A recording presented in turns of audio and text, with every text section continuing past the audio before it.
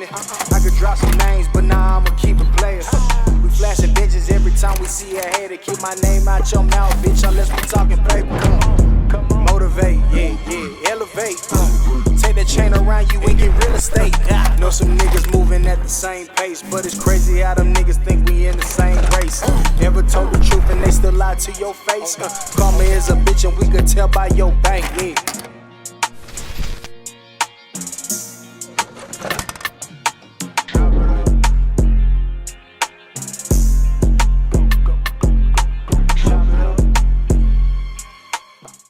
What it do, baby? Yo. Hey, man, it's been a good year, man. Yeah, man, we been busy. In a motherfucker. What? Ain't got no sleep, man. Ain't getting no sleep, man. Nah, I just playing. Child, what up, man? Man, I'm cooling, man. Yeah. Hey, cooling, my brother. Man, well, viewers, we wanted to do something a little special, man. And I can see the setup is a little different, man. This ain't normal for us. Yeah, no, I had to move the hell out of the cab. Yeah. Move them back out. Man, we ain't got no insurance now. Nathan. Nah, man, y'all welcome to the Chop It Up podcast show brought to you by Chapo and Sav, man. We've been doing things, making moves, stacking money, trying to get where we trying to go, man. So we wanted to do something a little special for y'all. So y'all can get an opportunity to know who the fuck we are, I know y'all been like, but who this nigga? Who these random ass niggas talking about everybody, but Why am I who the fuck subscribed to they these niggas? Like, don't even know your name. Well, you about to find out. You feel me? You about to find out. But nah, though, man. Yeah, let's jump into it. I'm pretty sure people got a lot of questions. Kind of want to know how we linked up and how we got to where we are, and people kind of want to know the formula. So kind of let's jump into it. So I guess I'll start it off and ask you a couple things. So, Chop, how did you? Tell me about your upbringing. Let's do that. How did they? Man, You ain't got to do too much, but you can just give a little brief. I was born and raised in San Antonio, Texas, man. 1990. Santan, man. That's all I Santan. I was born and raised in San Antonio, Texas, man. 1990, February 25th, man. I arrived here on Earth. I arrived here on Earth, man. My mom and daddy did some shit and I got here. So, nah, bro. I got dropped off. Nah, bro, but shit, I grew up Southside San Antonio, man. I lived in San Antonio 15 years. Then my people moved to California. Damn. Crazy shit. So when the motherfuckers say they moved to California, you think LA, palm trees, that ain't where the fuck I was. Where you was at, dog? Y'all know where they found Tyrese on Fast and the Furious too? In Barstow. That's where the fuck I was. San Bernardino, Barstow area. I was in the middle of nowhere. Like, it ain't no trees, it's desert, ain't shit out there. We lived out there for like a year. Then mom went through a bad relationship with a nigga, you know how that shit goes. Same shit still happening today. Then we ended up moving back to San Antonio. Man, crazy story. So we was homeless, bro. We was homeless. Really? Yeah, real talk. Well, you ain't never told me that. Yeah, bro, shit. We was homeless, bro. We was living in these fucking projects in San Antonio. Badass situation. Couldn't pay the bills. And we ended up going to live with my grandmother in Gulfport, Mississippi. And that's how I got to Mississippi. So that was, so that was 2004. 2004. Yeah, 2004. We ended up moving to Gulfport. And then I got there about a year later. Hurricane Katrina came, washed everything away like the fucking flood. And that was a crazy ass fucking experience. So I just remember being in school, first class of the day. I think I was in geometry class. And they got on the loudspeaker and they was like, yeah, y'all go the fuck home. There's a bad storm coming. I'm like, damn, I ain't never seen no rain where they just let niggas go home with it day. So it rained different. Yeah, that shit was different, bro. So, it was dark outside and traffic was big. It looked like it was 5 o'clock and 10 o'clock. Went home, military came, knocked on our door. We had to sign these waivers saying if we died, the state wasn't responsible. Yeah. Yeah, that's something. Damn. They told everybody to evacuate the city. And I'm like, what the fuck going on? So, my grandmother, like, man, she sat through a hurricane in like 77 or some shit. And she said, I was at the house. I ain't leaving for She this. was thugging. Yeah, she's like, I ain't leaving for the last one. I ain't leaving for this one. So, man, we signed them papers and we stayed, bruh. So Katrina came, washed everything away, and it was bad after that, bro. The crime was bad. There wasn't no food, electricity, running water. Like, we was in Gulfport probably for like 2 weeks without shit. And, man, shout out to my uncle, man. You know, he cooked food for everybody that lived up under us. We was in an apartment complex. We was on the top floor. He was on the second floor under us. And he cooked food for everybody on the grill, bro. Breakfast, lunch, and dinner on the grill. For like all the people that we was cool with while we was down there. So, you know, he passed away now, man. But, you know, shout out to Unc. So, man, my parents just made a decision, like, this shit wasn't gonna work. School wasn't gonna open up for like a year. Everybody was gonna get held a grade back. My mom wasn't going for that shit. So I had another uncle in Jackson over there by the Piggly Wiggly off State Street in Meadowbrook. And shit, we went to go stay with him. So we moved to Jackson, Mississippi, man, 2005. And shit, that's probably the best thing that could have ever happened to me. I don't think I'd be where I'm at today if we wouldn't have made that move. So we get to Jackson, shit, everything fucking brand new. It was already new to me coming from Texas to Mississippi, you know. But we get to Jackson, everything was brand new. So we get out there, new people, you know, I meet my Mississippi family that live up there. So shit was different, man. So, you know, I got to Jackson, did my time out here. And shit, that's how I got to Mississippi, man. Shit was crazy. Yeah, it sounds like a lot. I ain't gonna lie, that sounds like a lot. Yeah. You know, they're making a movie about me, Denzel. they definitely not. They definitely not. It's gonna be Denzel's third cousin that we don't know at the family. William Washington. Yeah, they definitely not. Shit, now that's dope, bro. Yeah, man, Katrina was a big thing for a lot of people, though. It kind of changed a lot of narrative for a lot of people's lives. Man, but the crazy shit was, like, I know they got a lot of Katrina movies, but, like, really seeing that shit, bro, the military pulled up tanks, everything. Like, they pulled up in that bitch. Like, if the crime was bad, I remember they dropped off. They was stealing for sure. Yeah, definitely. Sure. Bro, the crime was so bad, it was like a Radio Shack, a Winn-Dixie grocery store. I don't know if you remember Winn-Dixie. It was a Winn-Dixie grocery store, a Radio Shack, and a Hibbett Sports in a shopping center.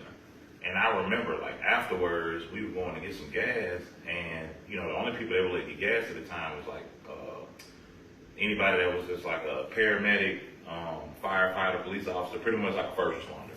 Then you had priority to get gas because it was just so fragile at the time, like, everybody couldn't get it.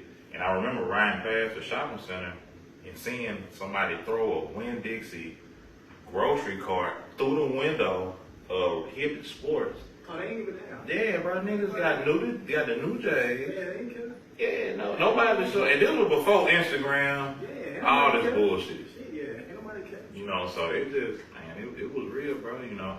And I wasn't in New Orleans, so, you know, I couldn't even tell you what that was like. I was on the coast. New Orleans was a different beast. Yeah, so. It's a different beast. But I remember the military pulling up, bro. They gave everybody like a box of food. It was these MREs, meals ready to eat. Like, you freaking pull the tab back and the shit just cooked itself. Like, shit was crazy.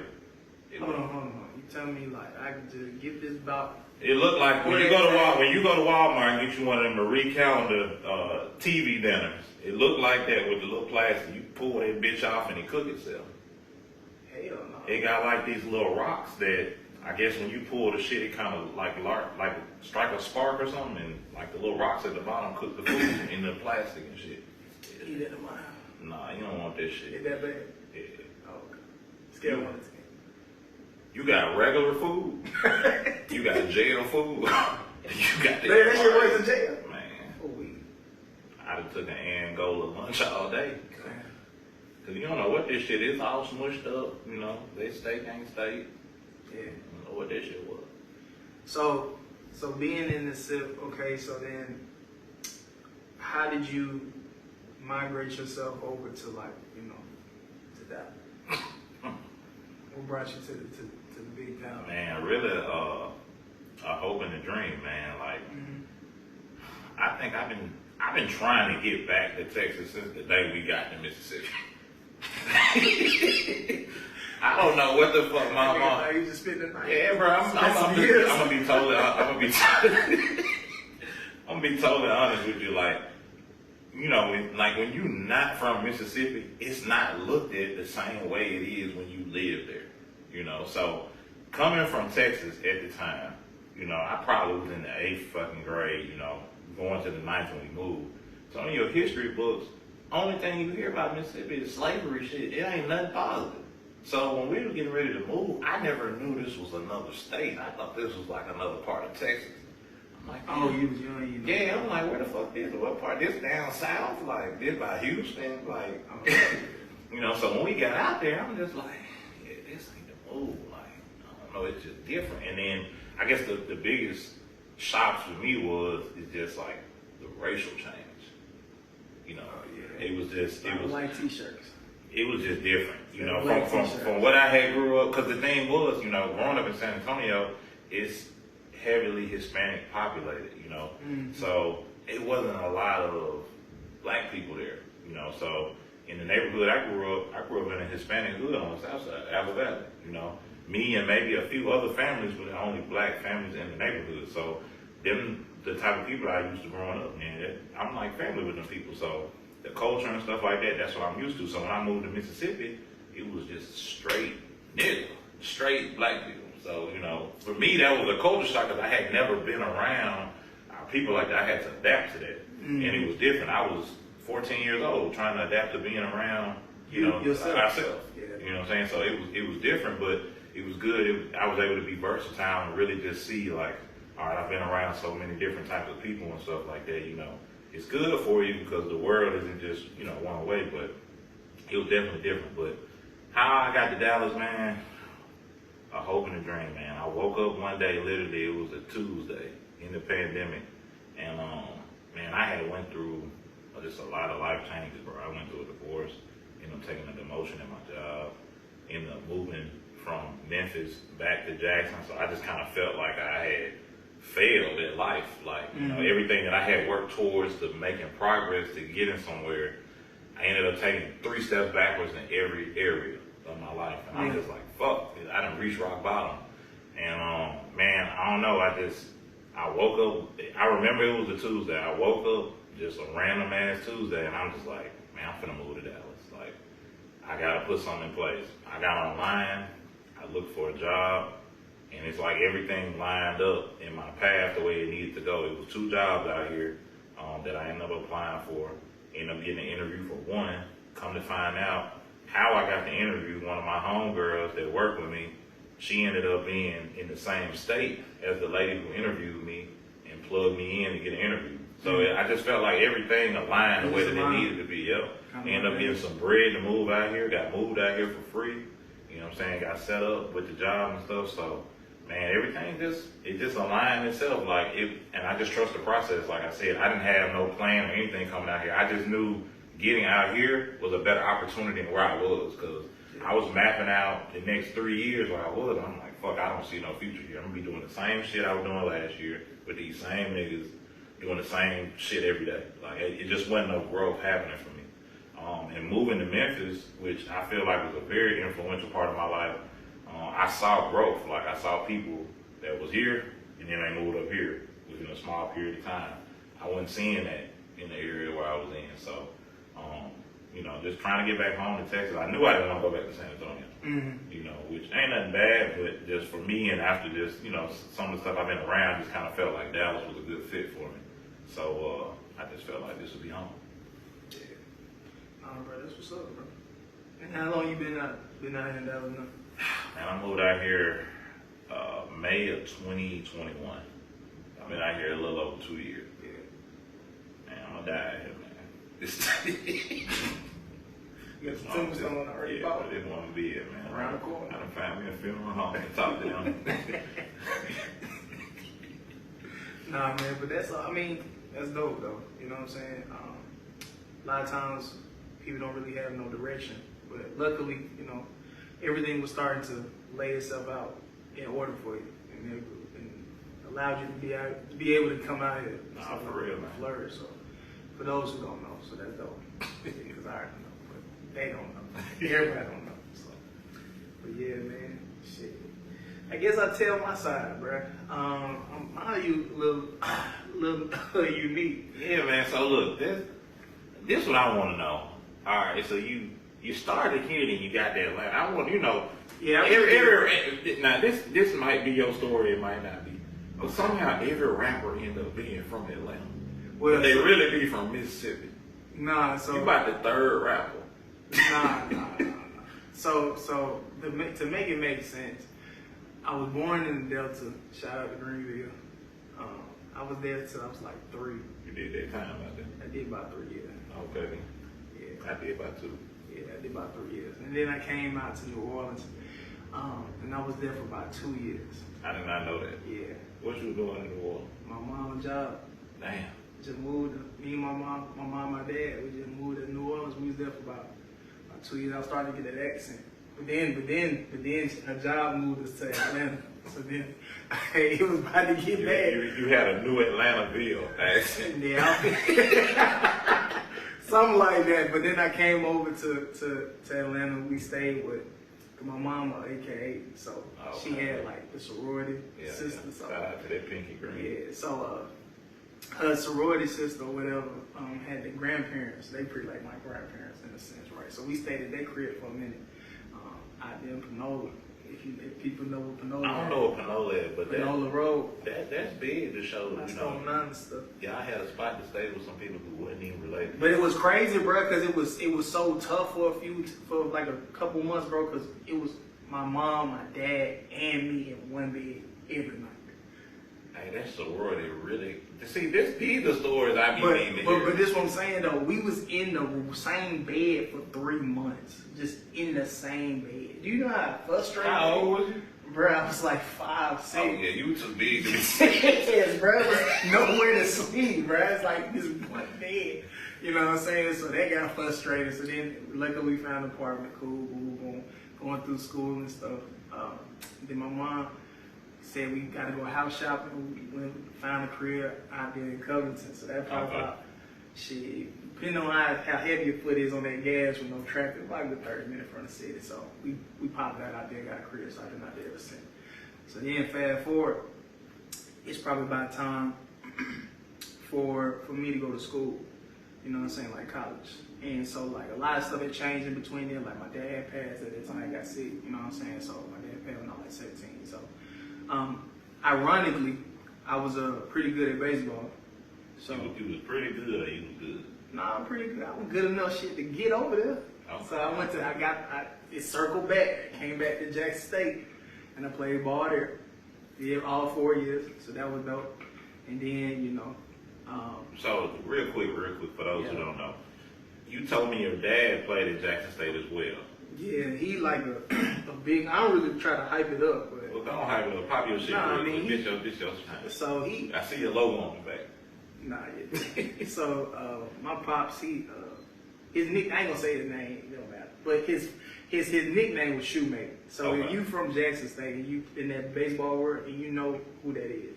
So he was like pretty much the first player to make it professionally, like on TV, like to Major League. But there's people like they got, you know, selected and stuff before him. But he was the first person to make it on television, like every day.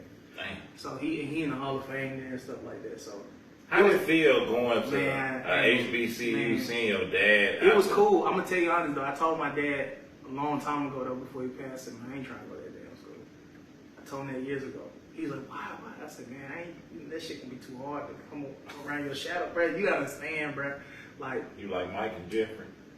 Basically, like that's in a small sense. That's exactly the same thing. You know what I'm saying? Boy just gave up on basketball. Yeah. They started. So like for me, I just was like, you know, I ain't gonna do it. But then, you know, he passed, and then like I'm over there doing like the travel ball circuit, and then stuff started to evolve, and then I was like, well, it just seemed like it made sense. You know what I'm saying? That just felt like the most safest place for me, and then it was a way, in a sense, mentally for me to reconnect. Yeah. You know what I'm saying? And I needed that because I was becoming a man. You know what I'm saying? You were gonna go to this school regardless. Fuck no. You know that movie, The Sixth Man? I don't know nothing about that. You ain't never seen it with Marlon Wayans? Oh yeah, I thought. Is it called 6 Man? Yeah, 6 I thought it Man. was called 12 Man. No, I don't know. They're probably on Tubi. 6 Man. Okay. Modeling. Yeah, your daddy instilled, drug you down there. I mean, in a sense, you could say that, but it's just like it's kind of crazy. But to come full circle, and we played the same position and everything, so it was wild. You don't think that? No. I mean, it definitely. I mean, it worked its way the way it's supposed to. I mean, I You definitely just think that shit didn't happen? Nah, I ain't gonna say it didn't happen. It just didn't happen. It's some stuff to it. You know, I ain't gonna get all into it, but some stuff, yeah, the word crazy how it worked.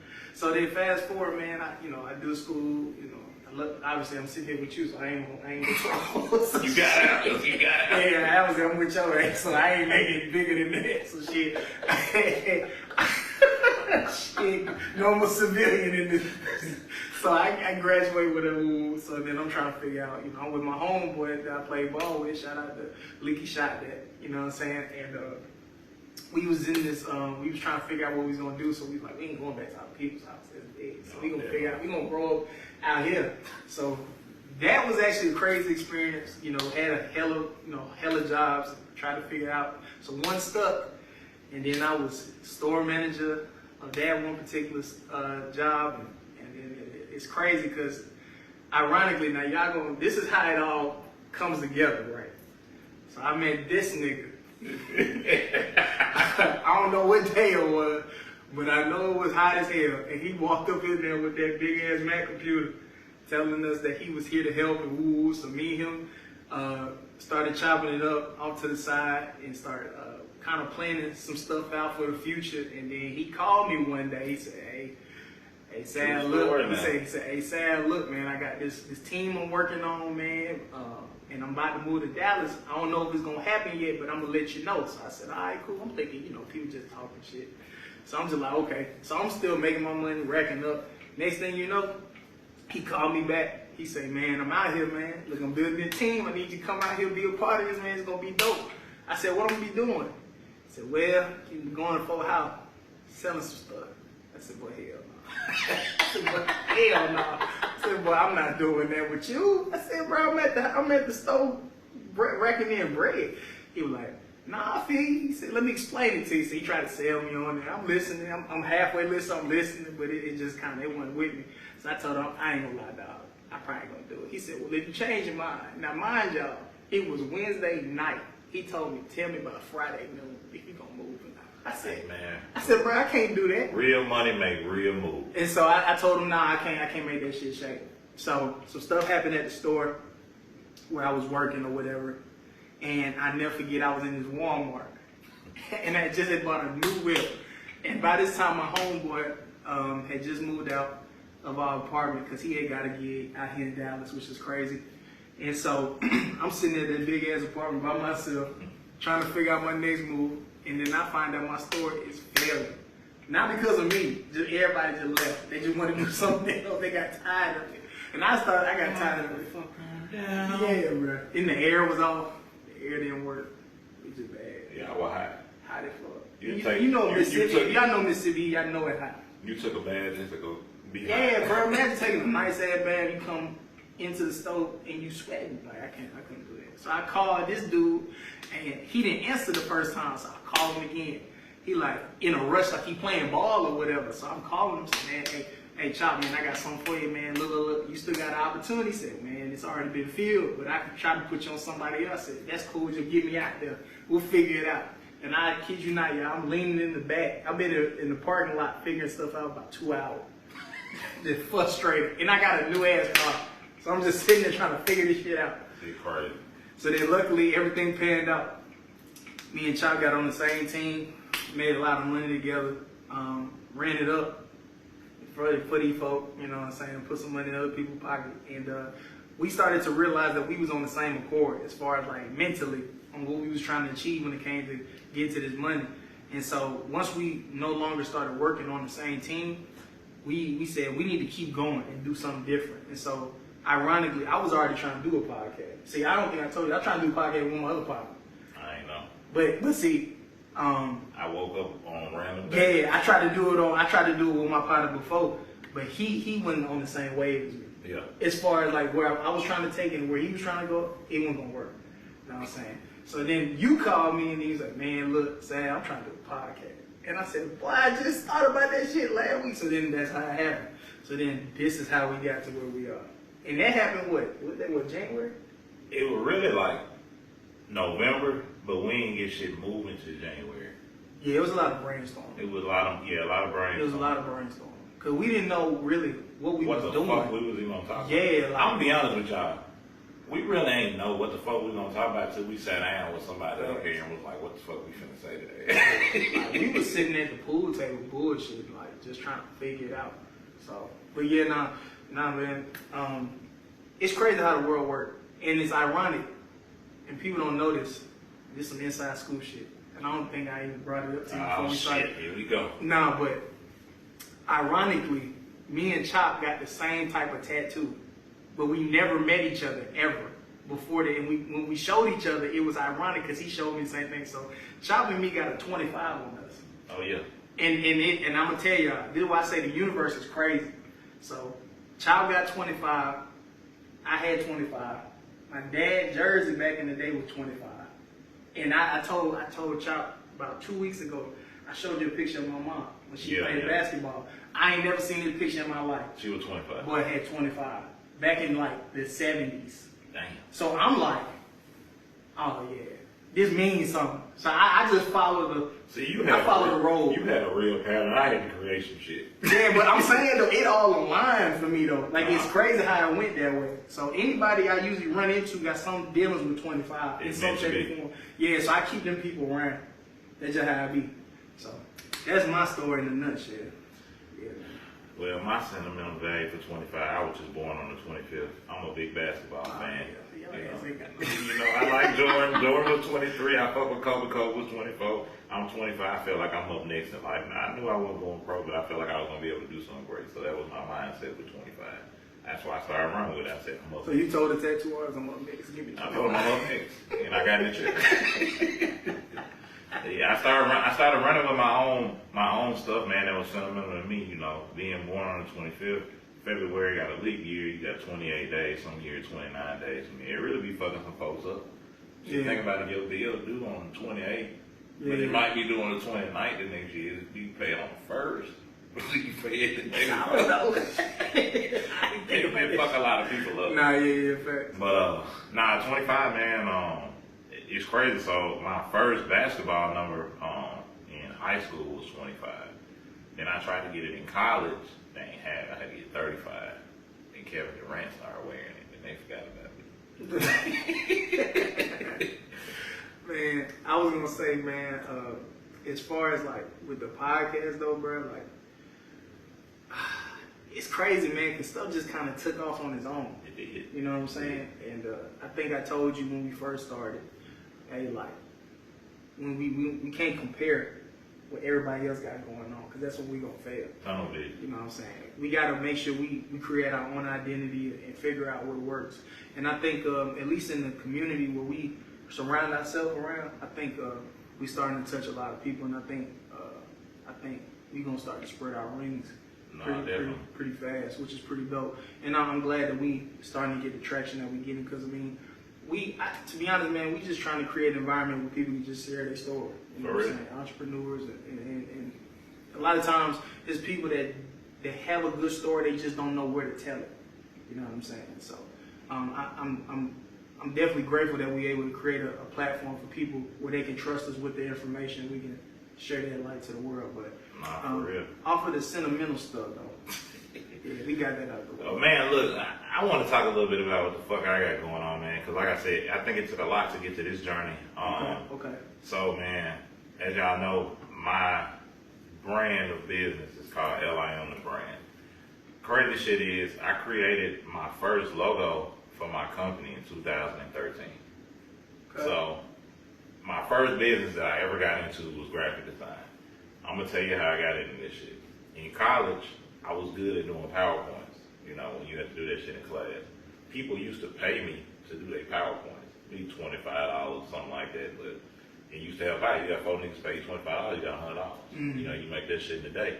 Back then, when you fucking at 19, $100. Back then, you know, $100 ain't shit now. Yeah, but back then, $100, yeah. Top of the world. So I used to do that. Then somebody asked me, they was a party promoter. They said, "Hey man, you can make me a flyer. I heard you, you know, pretty good with like putting that media stuff together." I had never made a flyer in my life. I said, yeah, I could do it. I made my first flyer on PowerPoint. Because that's all I knew how to work. Yeah. I didn't know shit about it. I made my first flyer on PowerPoint. So I made it, had to figure out how to fuck to crop the shit to be like the format of a flyer, because you know PowerPoint is wide like a piece of paper. So all my first couple flyers was fucked up. They looked alright, you know, they was fucked up. I didn't know how to crop any of that. I got on YouTube, shout out to YouTube University, and somebody was just like, man, you need Photoshop. So I found a way to get Photoshop for free, and I started doing stuff like that. Then I ended up getting hired by this dude named Jarvis. Shout out to Jarvis Farmer, man. He had this club called Main Event in the Delta, and it was a club ahead of its time. Like shit, Main Event was just really like on some 4th Avenue shit in the Delta, but full 4th Avenue. You know, like upscale, where you good clothes. All the sections had fucking curtains. You know, it wasn't no other shit out there. But I used to make all the flyers for Main Event, so that really kind of used to challenge me. He was like, hey man, I got these people coming to send me a picture, and the picture just be like a nigga on a motorcycle and this girl. You got to put this shit on the flyer and make it look like Jay-Z and Beyonce coming. So I had to figure that shit out. So that man kind of really challenged my mind to just making my creativity open up a little bit. So I did that, and then and I started to expand. I started to make clothes for people. I started to make other logos for people, and it just kind of grew. I really think I took off in the pandemic, man. 2019, I think that's when Elder Artists really got established. So I ended up linking up with one of my best friends now. Shout out to Slim Fit, man. I met Slim at a wedding, man.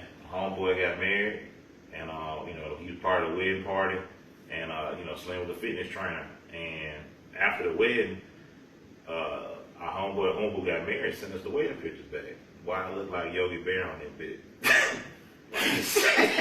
Boy, this shit was crazy, boy. Me in that brown ass suit, man. That big ass beard. I said, bro, this shit do not look good.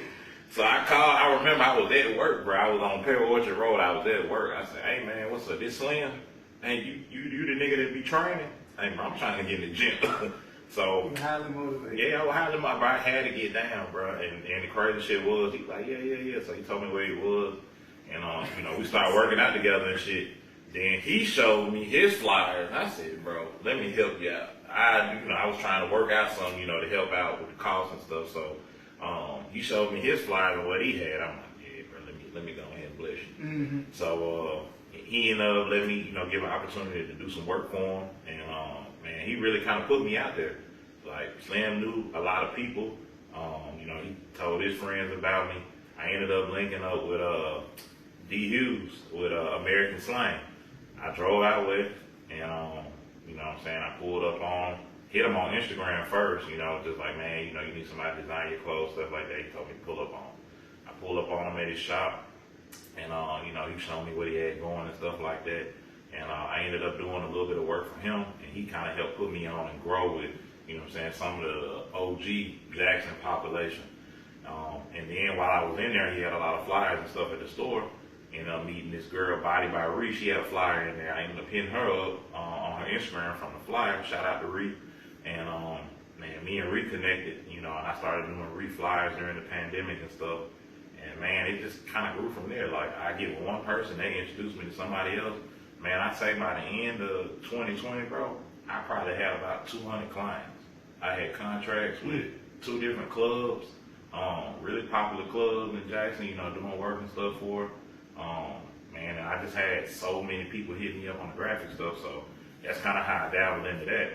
I always been big into fashion, man. I always been doing, you know, shoes and clothes and stuff like that, but I never had my own shit. So 2021, I was like, fuck it, I'm gonna start an online clothing boutique, you know, like the fuck I'm gonna call it. And you know, I try to take shit from my nickname, Chapo, and try and make it to where it's clever and catchy. So Chop Shop Boutique was created 2021, and my graphic skills kind of really helped play a part in creating the designs and shit.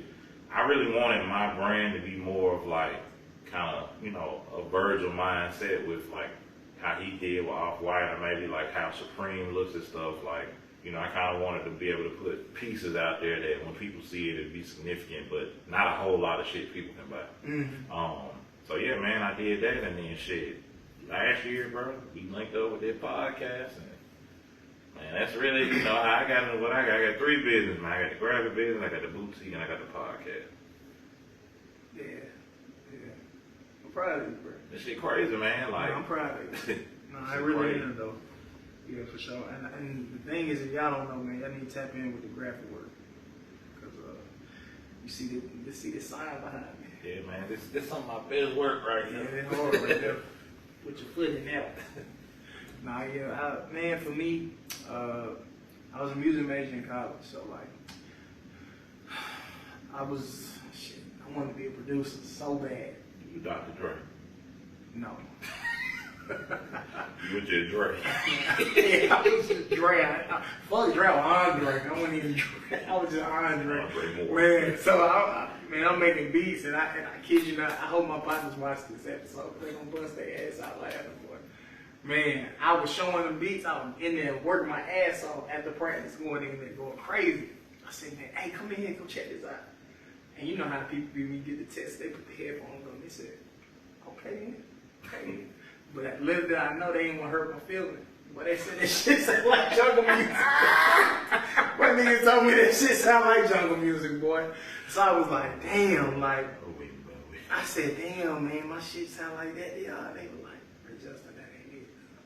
But I was like, okay, cool. So then I said, I gotta do some music. I know it's something that I'm good at with this shit. I can do. I know that for a fact.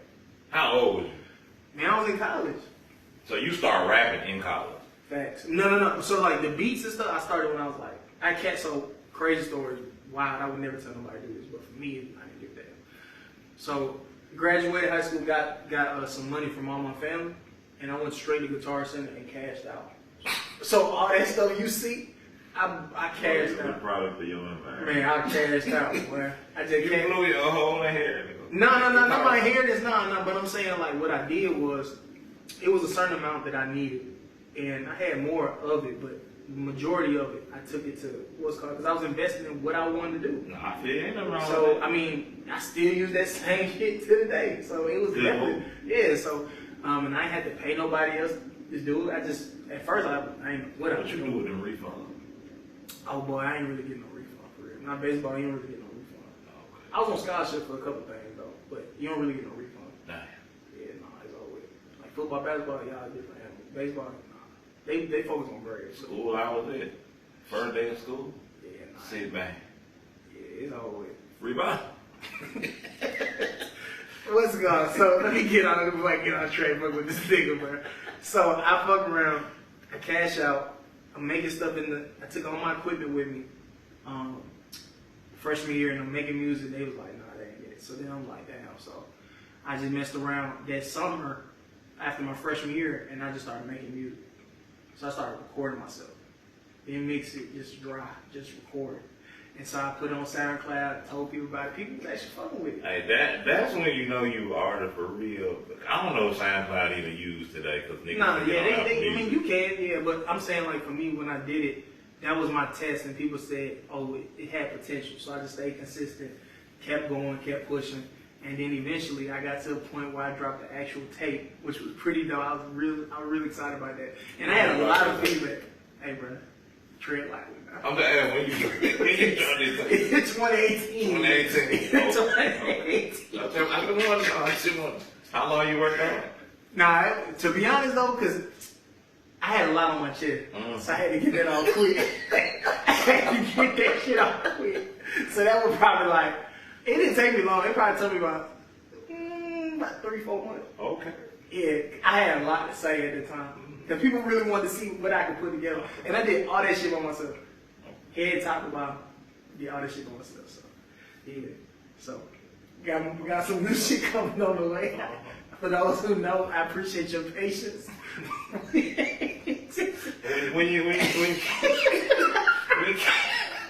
When can we expect to hear? I'm definitely dropping something before the end of the year for sure. Oh shit! I got a lot of shit to. Nah, but I do got some shit I definitely want to share. My thing is, as much as I want to put out more music frequently, I believe in you need to go through shit. Yeah, and I felt like after I did that, I felt accomplished. And then I said, okay, to me personally, I felt like I didn't have nothing to prove because I did it for a different reason outside of just being a rapper. I was really trying to express myself. You know what I'm saying? I felt like I was able to do that. Now that I've grown and I've went through shit and I've experienced shit and I've, had trials and tribulations, now I'm getting to where I am now. Now I feel like I got a lot of stuff I can really unload.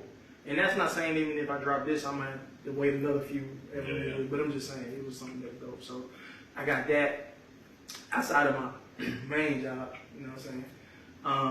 So let me answer this. So how did you become savvy? Okay, that's a good question. So, cause I get that question a lot. So funny story. I was deciding my producer name at the time. So y'all can laugh, y'all can put something in the comment how y'all want to get there. Gonna make it real about this. Yeah. I was gonna call myself Ox.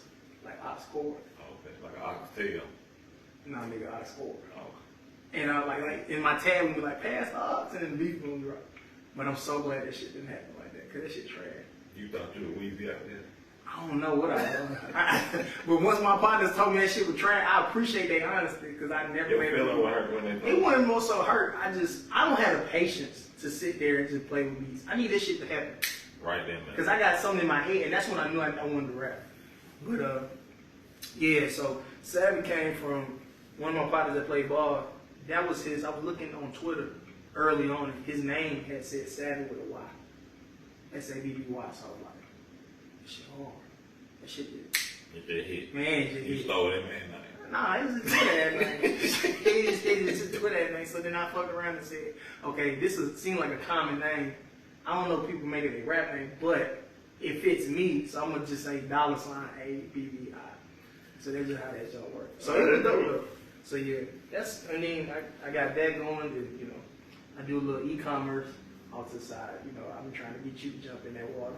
Come on, just show me that check. I'm gonna be that nigga on Wolf on Wall Street when he said, "You show me a check for this amount of money, and I quit my job right now." No, for sure. I mean, it's definitely grind. I'm still learning this shit, but I mean, it's definitely profitable.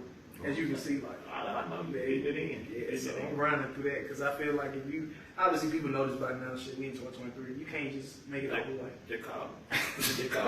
You can't make it out here off of one income. It just ain't gonna work like that. Nah, for real, and man. you got common sense. You're gonna have to get at least 3 for sure. At least 3. So that's just kind of what I'm on, and then obviously the podcast, man. I'm always as much as I want to say this, like.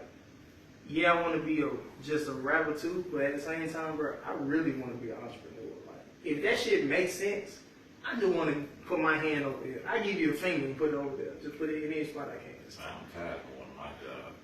Shit, nigga, me too. For those who don't know, in my draft box in my email, I already got my notice typed up. I just didn't get seen. Boy, you there, boy. I'm ready to go. You got your, I'm gone. Yeah, it's already, and ChatGPT done got me right. Oh, yeah. So that bitch is superb. Like, when they read it, like, man, this how you go out. So, Drake said this shit I want to go out too. So that's a good segue.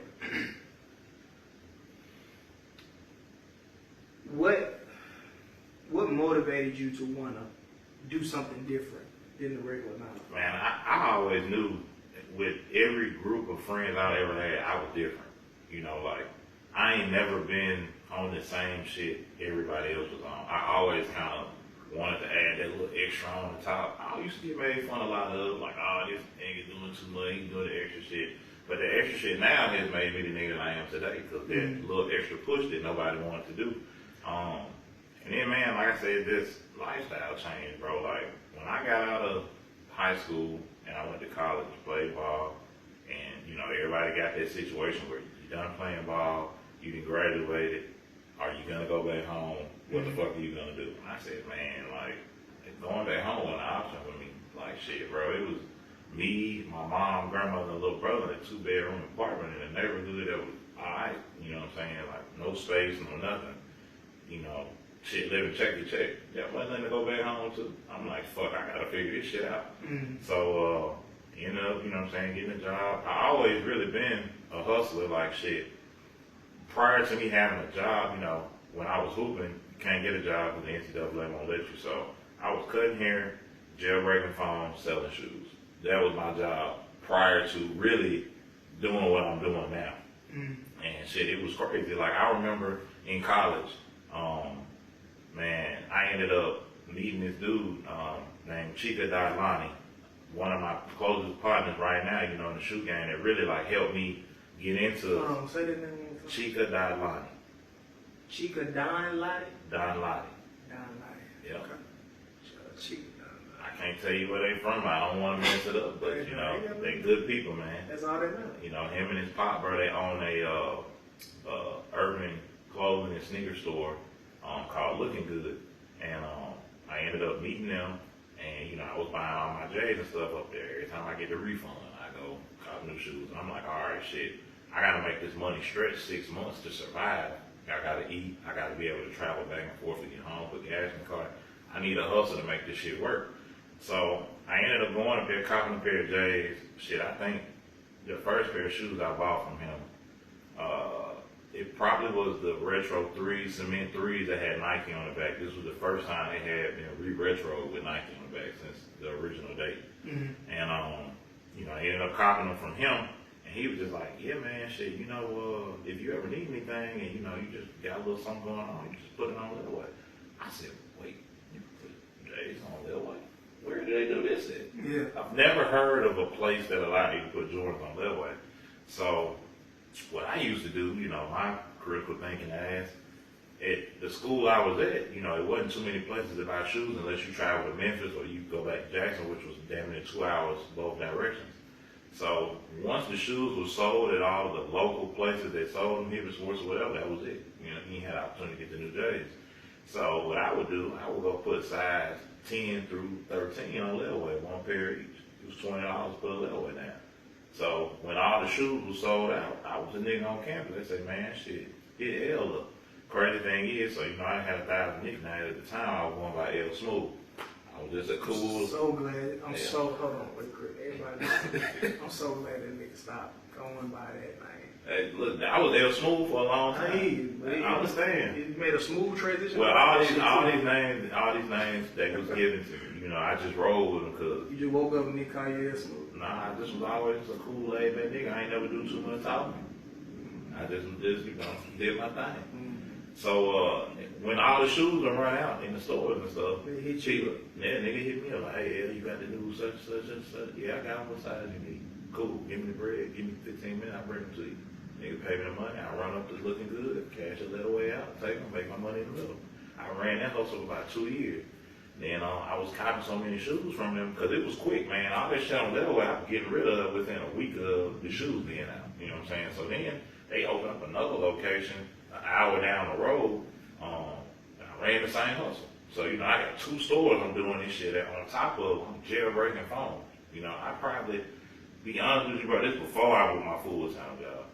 I probably jailbroke maybe 40% of Jackson, Mississippi when that jailbreaking shit was big. And I had my own setup. Like, I wasn't using this shit on the internet. I had my own shit, wrote my own code. I was a computer information systems major before I moved to business. But the shit was boring, you know, but I knew how to do it. But I had my own setup, jailbreaking phone. Like, it was some niggas' phones that I had did, and that jailbreak was on there 2-3 years. 2-3 phones that came out, they like, man, my shit been doing it. Yeah. You So know you what was I'm ahead saying? of the game. I was ahead of the game. That's what's up. You know what I'm saying? So that was my hustle, man. I was cutting hair. You know what I'm saying? I ended up cutting a lot of people hair in the Jack. You know, when I got to the city I was in for school, man, I was cutting a lot of people hair on campus, bro. My dorm room sometimes used to have 15 people in it waiting to get a haircut, sitting on our dorm bed playing fucking 2K, waiting to get a haircut. On Thursday night, when everybody would go to the club, They bro, hit you up. yeah, nigga, I didn't even really get a chance to go out like talking about it because I'm chopping till 1 o'clock in the morning. I'm putting the time. Niggas trying to get a line right before they go to the club, you know, but their money was good. I'm chopping Friday, Saturday, Thursday, Friday, and Saturday, every week. Sometimes I take my clippers on the road when we have away game. I'm cutting the whole basketball team for a week to go out there. Like, everybody got fresh haircut. So, yeah, that was my job before I had a job or even thought about starting a business. But having that type of passion, then putting that shit on hold, getting a full-time job, and they like telling you when to come, when to shut up, when to get up, when to eat. Shit wasn't working for me. So I'm like, all right, I gotta at least do this to get the bread and have something else that I love to do on the background. And then I learned a lot of game from my full-time job, just how they would move and orchestrate stuff. So I was like, all right, well, let me apply some of this knowledge to some shit I like to do. And damn, shit I got going now, that's how I got created. That's what really motivated me to just, you know what I'm saying, really push my stuff. But I've always been a hustler. I ain't gonna cap. I'm gonna keep it a buck. I ain't got shit to hide. And I'll tell the truth. Man, I was in college, and I remember I had a credit card. Had a credit card. And I ran out, well, I think I ran out of my limit. Because I had to eat, bro. Yeah. And I asked my mom, because she, you know, because at the time, no jobs, I asked her because she was caught. She like, look, this the last one doing this. If you run out, you cut off. So I'm like, damn. In college, nigga, listen to how they say. You grown, nigga. But I'm saying, though. You grown. Cool. So look. In the black community, you cut off at 18. So look. So very briefly, I'm not even one of them people that's going to glorify this. You know what I'm saying? So I had stepped out on the deep end, did some things I had no business. I had to make some shit shake a couple times, you know what I'm saying? I did a little dab with some shit, had to make some shit shake. I did that, made a couple dollars, go get something to eat, you know what I'm saying? And then after that, I stopped doing that. And then that's kind of when I jumped into like, I think I worked at Hibbets. Yeah. And then I started just get into the sneaker world and stuff like that, and that whole thing. And I just always, my mom's, once I got older, she was like, you always want to have a job. So I used to Uber Lyft, Uber Eats, anything about it. I was always getting to that money. You know what I'm saying? Man. And I ain't give a damn. I wasn't going to work with food, but I'll go pick your food up, drop that shit off. Yeah. But I just always, you know what I'm saying, always just trying to get that bag. I don't think I could do no fast food job. I had one, well, it wasn't even fast food. It was, I worked at Chili's. Me and my partner T-Day, we was bus boys at Chili's. And bro, like, I ain't last long. I probably was there about a week. My very first job that I ever got, I was working at Steak Escape in the mall. I quit the same day I got the job. So I was in high school. Glad you escaped out that motherfucker. Yeah, definitely. They put me in the front of the food court to hold the tray for samples. And you know, on Saturday, back when you were in high school, like going to the mall on Saturday night and then walking to the movie theater, that was the thing to do. I was so embarrassed to be out there telling people, you want a sample?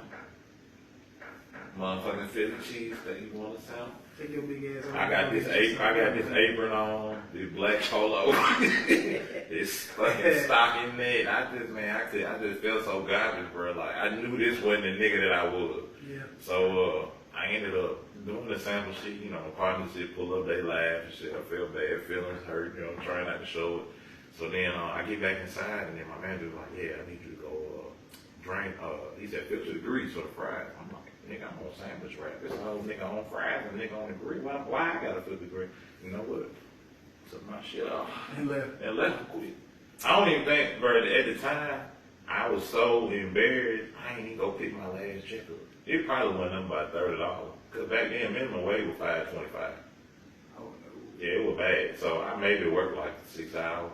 So let me ask you this: in your opinion, what you think motivates you, as far as like who you are today, like to keep going? Shit, lifestyle, nigga. I got a life that I envision myself living in my head. Right now, I got $1 million in a place that I ain't never been. Real talk. Hey, I'm not in a bank that don't exist, bro. I'm with Wells Fargo. And real talk, bro. And all credit approved. What's your credit stuff, nigga? $1 million. And I'm not. Nah, real talk though, bro. I got a lifestyle that I desire to live, bro. Like I said, my parents did a good job raising me. They did what they could with what they had, bro. But right now, in my head, where I see myself and what I want to do, I'm working towards that. So that's really my motivation.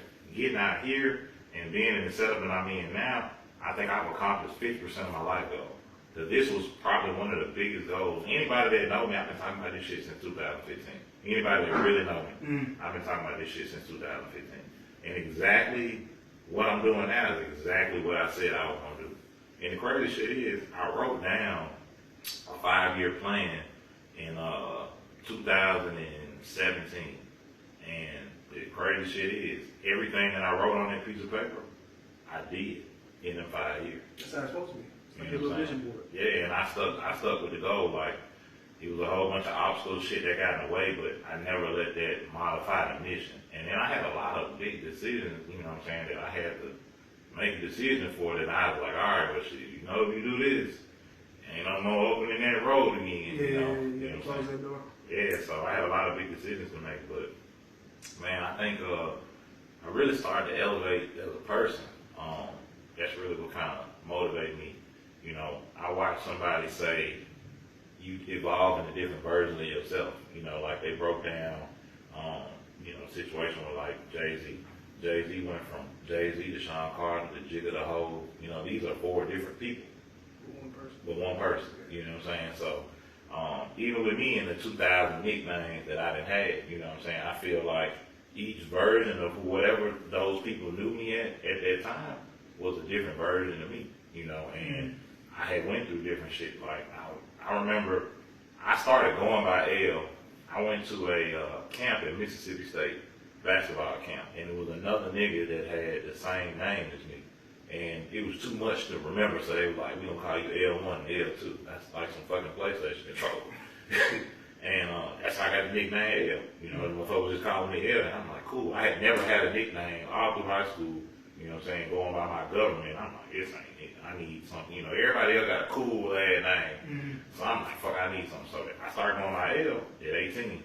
And then, you know, I went through a little bit of life, and then, you know, when I got to college, I was real shy. I didn't really do too much, kind of, you know, in a shell.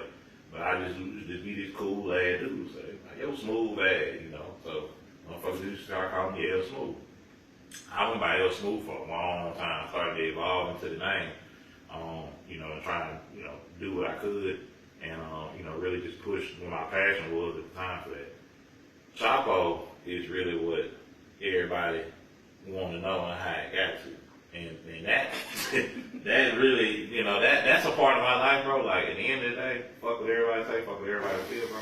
It really put me in the mindset I'm in now.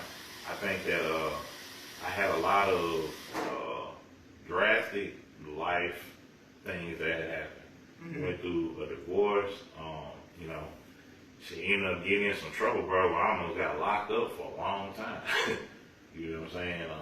Just being around the wrong people, wrong crowd, folks doing shit they ain't got no business doing, just guilty by association. You know, long story short, we ain't gonna really hop in too deep into that, but I survived that shit. And through surviving it, I just remember getting to work.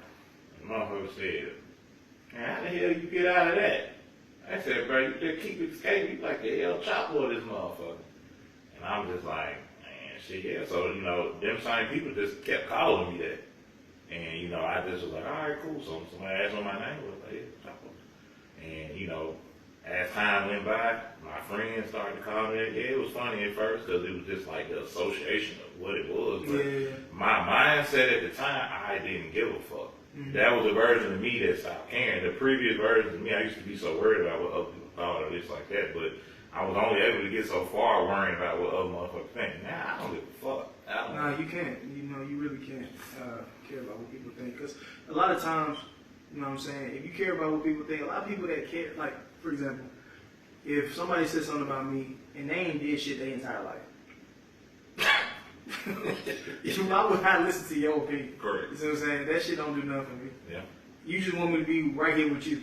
I can't be here right here with me. Yeah, I can't be right here with you. That ain't gonna happen. That ain't gonna never happen. So I don't care if I have to lose friends, if I have to, you know, separate from family members. I will never let somebody's doubt affect what I'm about to do. And I think for me, what motivates me is how people my age or in my same realm of my age are able to excel. It may look as quick, but no matter what the time frame is, they're my age, and they get into that bag. And it's because they just chose to be different. And I gotta be telling you off camera, the reason why these people, we glorify like Teslas, you know, Elons, your Mark Zuckerbergs, and Bill Gates, them people chose to do something. Correct. Not knowing what it was gonna turn out to be, they just chose to do it. Jeff Bezos, they chose to do that. People thought they was crazy. They chose to do it. Now you buying this shit. And now they looking at you talking about, look how you choosing to buy my shit. You know what I'm saying? Collecting the bag. So for me, I'm open to trying anything. You gotta make sense, but I'm open to trying anything because everybody chooses to get the choke or something. You know what I'm saying? But yeah, man, that's a good way to break all that down. But I can't before we break with everything. I can't let you slide, nigga. I can't let you slide. It's in the back of my head. Hey, give me your top 5 rappers right now. Give me your top 5. Yeah, we gonna cut. Top 5. Give me your top 5. Man, look. Give me your 5. Fuck how y'all. Man, bro, but hold on. Give me a real top 5. This is my real top 5. No, this shit is not a joke. No, I don't want that bullshit you gave me last night. What you mean? The real. That's the real. This shit is not a joke. This is my top. You see this Apple Music? You see this shit? This is what's on my. I'm talking about what makes sense. It's what makes sense is that bullshit on the internet that everybody just gonna agree with. Because that's what makes sense. For y'all. Okay, go ahead. I don't give a fuck. You That's right. for y'all. Right, you say you don't care. So give me your 5. I don't care. So let me go to Apple Music right now. No. Give me your 5. I'm giving you my 5. Right now, it really is 4 because Drake and Future 1 and 1. They're not the same. They're the same on mine. That doesn't make sense. All right, well, I'm gonna have to roll with Drake 1, Future 2. Okay. For me personally, Yeah. Right. What's on my album? Man, answer the question, man. What's your 3rd person on your list? That I just this is my top 5. Don't piss me off. This is my top 5. Man, don't piss me off. I'm gonna roll with this is just what I handle do. podcast when you get there. I understand, and you know there could be a whole other spinoff on some other shit. You know, I fuck with the Migos. I'm gonna put the Migos in my. Wait a minute. Listen, hold on. My version of music is different. My version. What are you talking about? Oh, I'm just saying. You talking about? I'm thinking right now. If life ended and I gotta have 5 niggas to listen. But then that's 8 niggas. No, it ain't. That's 3 niggas. What are you? Like the Jackson 5 was 5 niggas, but they was 1 nigga. But they didn't say Jackson 5 was in their top 5. But that's 1 nigga though. That's not 1 nigga. It's 1 group. So you got Future, you got Drake. I got Drake in 1. I'm just gonna put them as two. I'm gonna put them Migos as an extension. But give me one body. Everybody wanna say Kanye West. I don't get me wrong, I like Kanye. Kanye's good, but I'm just saying that ain't who I'm listening to. So who you got in there? I'm gonna put Dolph at my 3. Young Dolph. And I say Young Dolph at my 3, and you feel how you feel. That's at the end of the day. You in Atlanta, you a Mississippi nigga turn Atlanta nigga. You rapper turn singer. Ain't got shit to do with it. I understand. But for me, you got your mind. For me, when I lived in Memphis, You better than that. I understand what you're saying, but when I lived in Memphis, you know, I really was living through the music. And so, you know, that's just an influential part of my life, you know, and I really got a chance to really tap into that Memphis culture. So who 4 or 5? I can't let you run out too long. You can't let me run out too much. Not too long. Gotta cut your water off. Cut your water off now. Ooh. Man, to be honest with you, bro. That's it. Just got 3 niggas in the group. I don't really listen to too many people. I got 1,000 niggas on here, but they only got like 1 or 2 songs. I fuck with Lil Baby. I put Lil Baby in my number 4. I listen to a lot of Lil Baby. So I probably put Lil Baby at number 4 for me. You know, this ain't nobody else's. First of all, before there's no disrespect, shout out to everybody on that damn list. Yeah, shout out to everybody. My list ain't nowhere near that. And this really finna piss y'all off. Alright. This really finna piss y'all off. And I don't give a fuck. You know, cause this ain't I don't even know these niggas, first of all. Go ahead. I'm put Gunna in my 5. What the I listen to Gunna. I don't care what he say. That telling ain't got nothing to do with me. And the music is cool. It work out for me in the car on the way to work. Right. You got Push and Plea on your album. You got all the water you need. Fuck what y'all think. You got all that water. I like it. Now, who really coming up, you know, if I just had to move somebody in and move somebody out, I could throw 21 in there. I like 21. See, you finna get the shit you sent me this morning. No, I ain't gonna give you nothing. Just tell me when it's my turn. When it's your turn, all you finna do is say shit you finna go to. Probably Eminem number 1. No. It's gonna be the shit everybody done heard. No, I mean, for me, It's factual if you want to go down to the data, but you asked me for my top 5. Not what's on the internet. but that's just some shit. Like, it is a point where common sense gotta come. What do you mean common sense? Like, you mean to tell me Gunna's gonna be your favorite, or Dolph's gonna be your favorite rapper, as far as your top 5 amongst all these other niggas that came out? I don't listen to none of these niggas. Okay. You asked for me. Okay.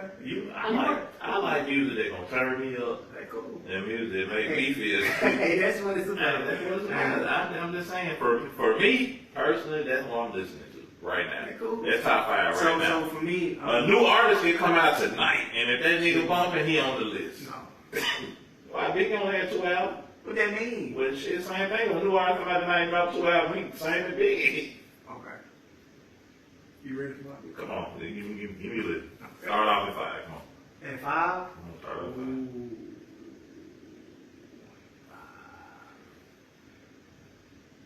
For me, if I took the route you took, I'd put Ross in my 5.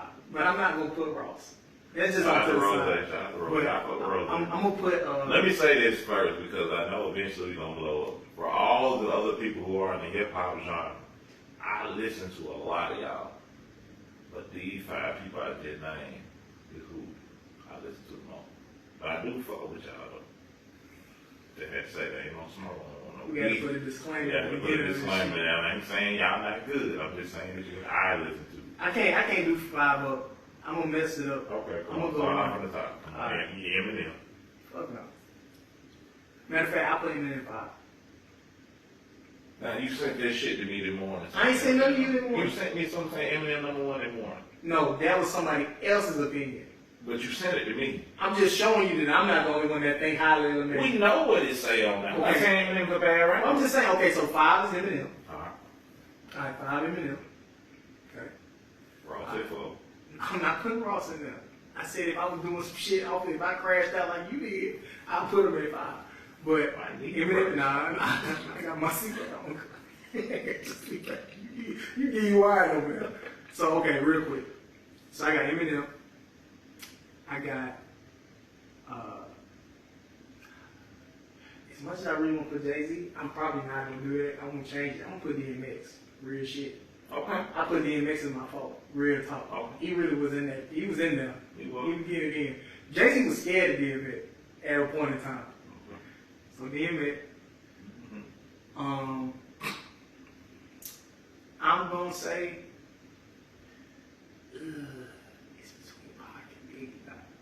I ain't gonna lie. You gonna put Nah, I'm both gonna put of them nah, in nah, there? nah, nah, nah. I'm gonna put Biggie. Put Biggie. Alright, you got 2 more.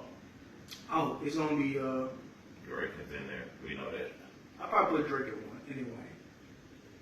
And the reason See, I why forgot about Wayne. see, that's why I say you crashed out. You I did. forgot about That's why I Wayne. said. But see, I needed to listen. I'm just the one listening to right now. You listening to Wayne You right don't get now. no sleep. That's why. Let me make a correction. Let me make a correction. Who gonna leave now? Who gonna leave? Yeah, who gonna leave that stupid ass? Who I had it? Who I had it for? Who I put it for? I don't know. You had Gunna at 5, Dolph at 3. Who had it You had for? Drake at 1. You had Future, I had Drake, Future. So if I had to redo it again, I'd probably say Drake, Wayne, Future, Dolph. Dolph is not leaving the list. That 5 is open for grabs right now. I don't really know that 5. they gonna put Gunna back in there. I fold Gun. I listen to a lot of Gun. Okay. Alright, bro. I appreciate the time we had, man, for sure. And everybody watching, man, make sure you like, comment, and subscribe to the Chapo Podcast show. Yeah, and we definitely gonna have more of us talking on here coming in season 2 for sure. But yeah, we appreciate y'all tuning in, man. Chapo, you got anything to say? Man, y'all make sure y'all go follow the social media handles, man. Chop It Up Podcast Show on all social media platforms. Facebook, Twitter, Instagram. TikTok coming soon. They might shut it down in Texas, so y'all might not see it on TikTok. But Oh yeah, be on the lookout too, man, for season 2. We got some big surprises coming. yeah, Big for sure. surprises. So I can't say too much, but just stay tuned. Like I said, like, comment, subscribe. We're going up. Yeah, man. All right, I don't know. Nah, I don't want to. I don't want to answer. you want to answer? I don't want to answer. We out. I'll let you.